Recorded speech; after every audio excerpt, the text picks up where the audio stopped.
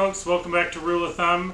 Today I'm bringing you along, as promised in my last video, to can Great Northern beans.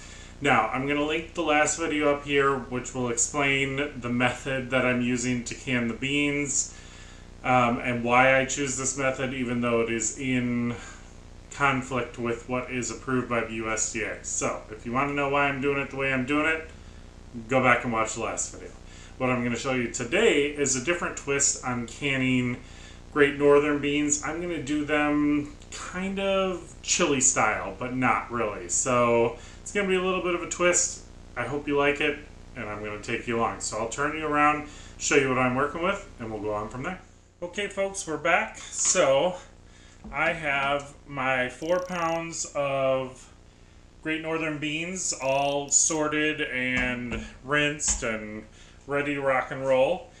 And this is what I'm going to use. I am going to use 100% tomato juice. I had this on my shelf and I thought this might be a good chance to use some of that. So I got two 1 quart cans. Now, I may have to add a little bit of water to fill out the jars. I'm going to use the tomato juice first and try and go evenly around, and then I'll top it off with water if I need to. I am going to use dark chili powder. I am going to use some smoked paprika. I am going to use granulated garlic. And I'm going to use granulated onion. I'm going to use probably about I'm guessing 1/4 to 1/2 teaspoon of each of those, but we'll see as we get going along here. So the first thing I'm going to do is dole out my beans. So I'm going to go, as I did in the last video, I did about 3/4 cup. So I'm going to do a scant 1 cup measure and go around and see how many jars I get here. So let me do this, and then I will bring you folks back once I got all the beans distributed. Okay, welcome back. So now I ended up with 12 jars by distributing the beans that way. So now I'm going to start with chili powder, and I'm going to do 1/2 teaspoon in each jar. So again, I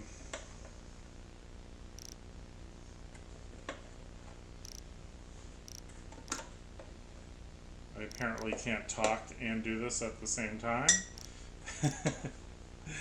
Not my skill set. So like I said, these are going to be kind of like chili beans, but not necessarily chili beans. So I think I will call them not so chili beans. That'll be my clever name for them, I think. So that was 1/2 teaspoon of chili powder in each. I'm going to do 1/4 teaspoon of smoked paprika in each.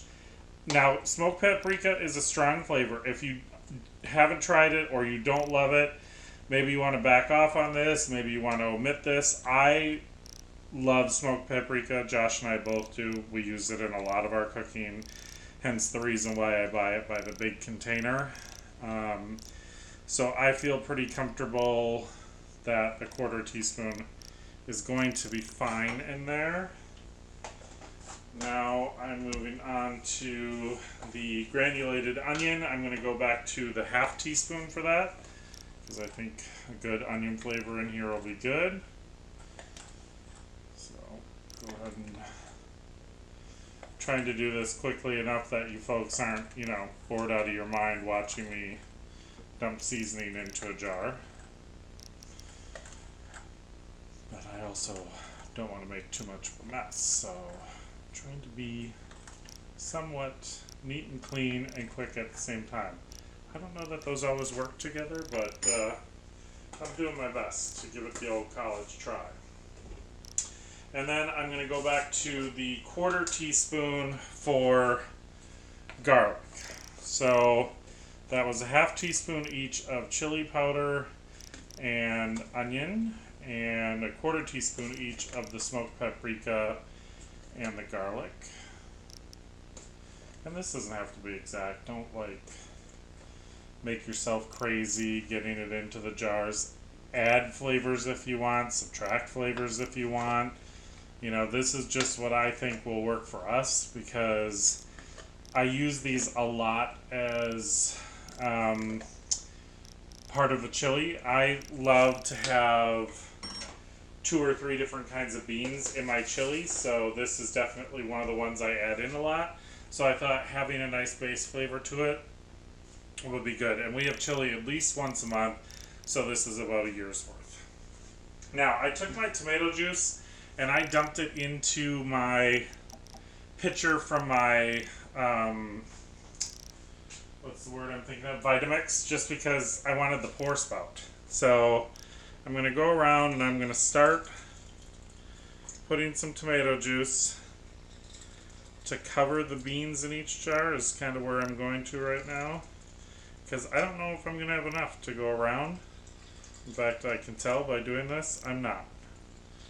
And if I don't, I'll just do water in them. It's not that big of a deal. This is just an experiment. The beans will be good either way. You know, it's just trying something new. Alright, that's the first can. Now I do have another can here. So let me grab that.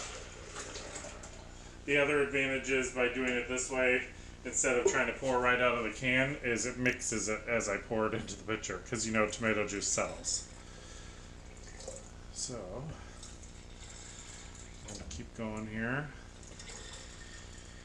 And now we're just going to go around, add a little extra to each jar until we get to the end of it.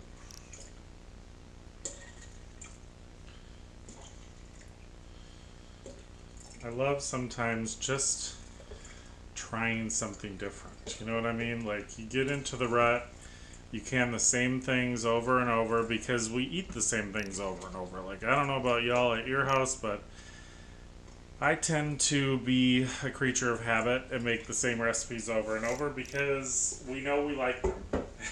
There's no mystery to it. So, you know, sometimes it's fun to just try some different things. So what I'm going to do now is I'm going to top all of these off to the 1-inch mark with hot water, and then I'll bring you folks back when I get to that point. Alright folks, welcome back.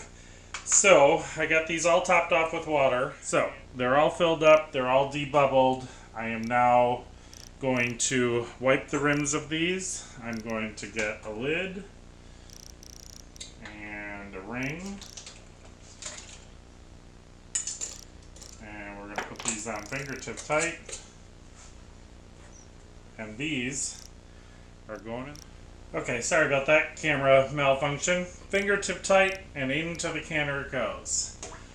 I'm going to get the rest of these cleaned up, lids, rings in the canner.